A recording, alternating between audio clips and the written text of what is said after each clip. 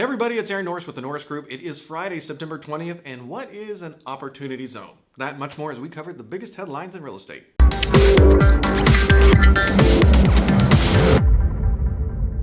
You won't want to miss the radio show and podcast this week. We've got Matt McFarland and Amanda Hahn with Keystone CPA and UDirect CEO Karin Hall talking about what investors are looking at and investing in and some issues that they're having in the current California market, where they're headed. It's a little bit of a preview for our annual event called our Financial Tactics Breakfast that we have every October. This is our 9th annual one. It's very well received. It's advanced, and it's all about estate planning. You won't want to miss it, and you'll find more information on our website. But this interview is a little bit of a taste of what we do at the live event.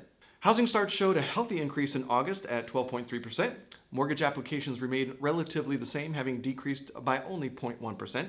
The National Association of Realtors reported existing home sales increased 1.3% in August, and mortgage rates increased greatly this week, with 30-year rates now at 3.73% and 15-year rates at 3.21%. Sort of kidding, I know, that's not high. According to Adam Data, 53,000 U.S. properties received a foreclosure filing in August. That's up 4% from July of 2019 and down 24% from last year. The data is based off of 2,500 roughly properties receiving a foreclosure filing every year in August. The cities with the worst were Delaware, with one in every around 1,100, New Jersey with one in every 1,190 roughly, and Maryland with one at every 1,200. OfferPad just announced 2 speedy programs that can get you into a new house in as little as 24 hours. OfferPad Instant Own and OfferPad Buyer Boost. Consumers have the ability now to do an all-cash offer and not have a long closing procedure. So instant offers, prospective buyers gives prospective buyers the option to move into an OfferPad home in as little as 24 hours. Remember, these are all cash offers that they've purchased from a seller, probably cleaned it up a little bit, and they're vacant. So of course it's available. With Buyer Boost, the firm will buy a property with a cash offer on behalf of the buyer. The program eliminates the need for contingent offers, so they're going directly in with the buyer that's seeking to buy. That's a little bit different than an all-cash offer, something that Open Door is doing. Now remember, Keller Williams is now on the other side working with OfferPad as well, so this is going to be very interesting to monitor. Atticus LeBlanc, an Atlanta affordable housing developer, has started a new venture called PadSplit that converts single-family houses into affordable shared living spaces. So splicing and dicing and making co-living spaces. So we've seen a lot of this via popular companies like Common or We Live. Well, PadSplit takes existing single homes and converts them into a series of rentable single rooms, sort of like something that was a little bit more popular in the early 20th century. But PadSplit doesn't have all the bells and whistles that you would see in sites like Common or We Live, startups that really cater to like the engineering environment in very popular urban areas. So we've talked about this a lot about co-living. I know several investors doing this. It's especially popular when your local municipality outlaws short-term rentals, and you've been calculating you're going to be getting a lot more income than you can get when short-term rentals go away. Co-living is a very acceptable plan B. Who doesn't love Black Friday deals? According to Mansion Global, the real estate version is next week. But what could they be referring to? Am I sitting in line with 400 of my best friends trying to get a great deal?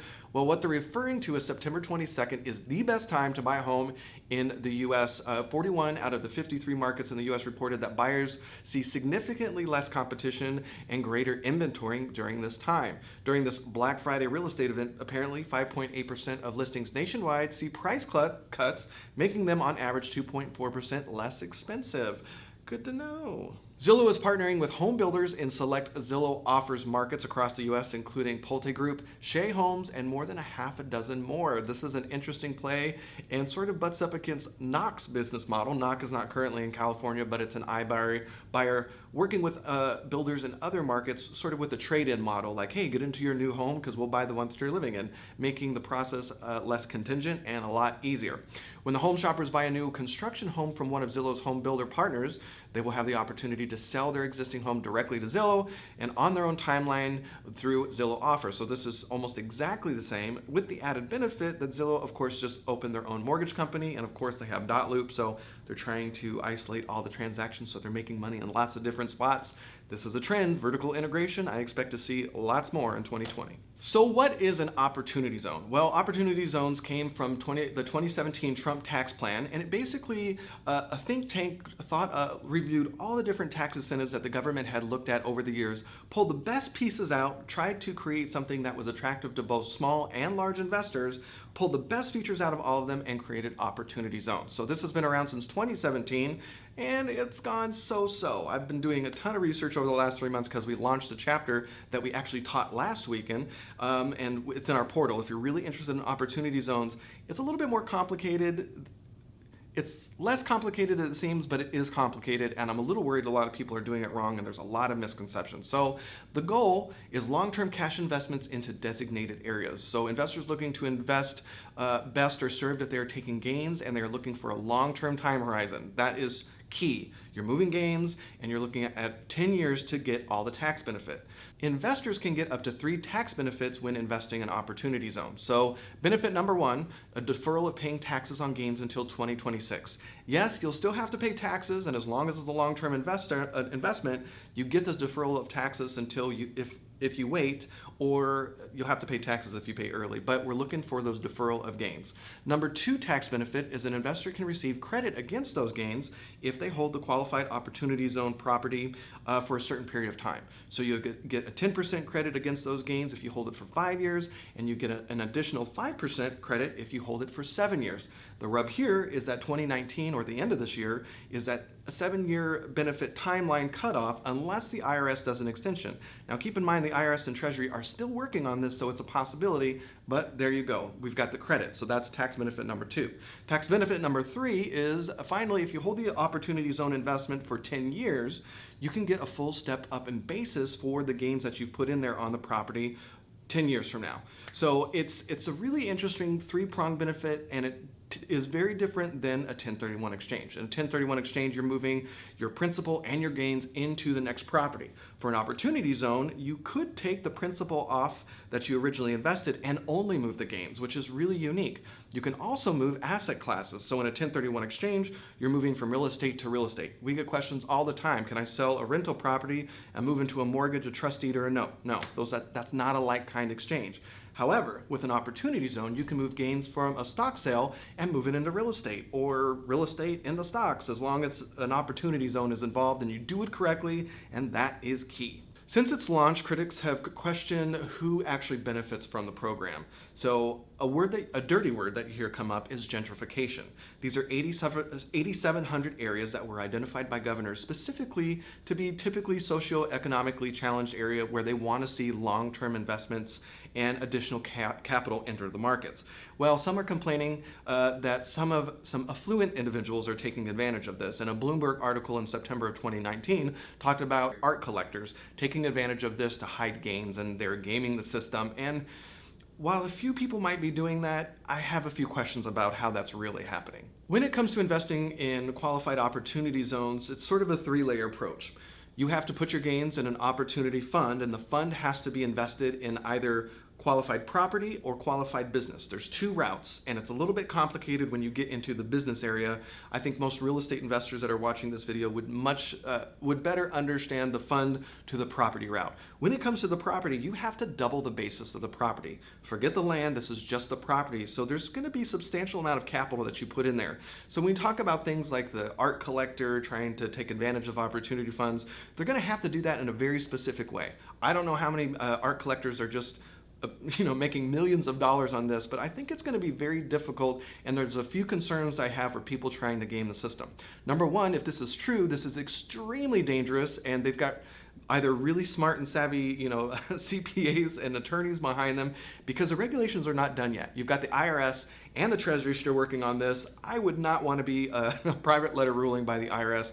I'm going to go ahead and pass on that. If you're screwing around and working in the gray area, I think it's really dangerous. So I'm not interested in that, and I'd be surprised if a lot of people are doing that. Number 2, I don't know how many art collectors are making millions of dollars, and I don't know how many people are actually trying to game the system. Again, I think it's really dangerous because the regulations are not out yet, and if they get caught doing this now, I mean, there's nothing to say that the government can't go retroactive and say, oh yeah, by the way, we should have put this in there, and starting, all the way back from 2017 it counts. So if people are doing shady things and this is a long-term play, lots of time for you to get audited by the federal government, yeah, let's just don't do that. Number three, I'm not convinced this tax tool has gotten much traction. I have been studying, I've interviewed the state, I've interviewed entrepreneurs, the Builders Association, Economic Development Agency, talking to a lot of people, and the word hasn't got out. The entirety of downtown Riverside, where I live, is actually an opportunity zone, and where we're building in Florida has several opportunity zones.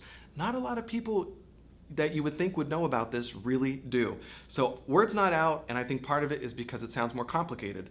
You have to be invested in an opportunity fund, which in my mind, I think that sends off a lot of triggers like, oh boy, SEC regulated, I'm gonna have a CPA, an attorney, it's gonna be really expensive.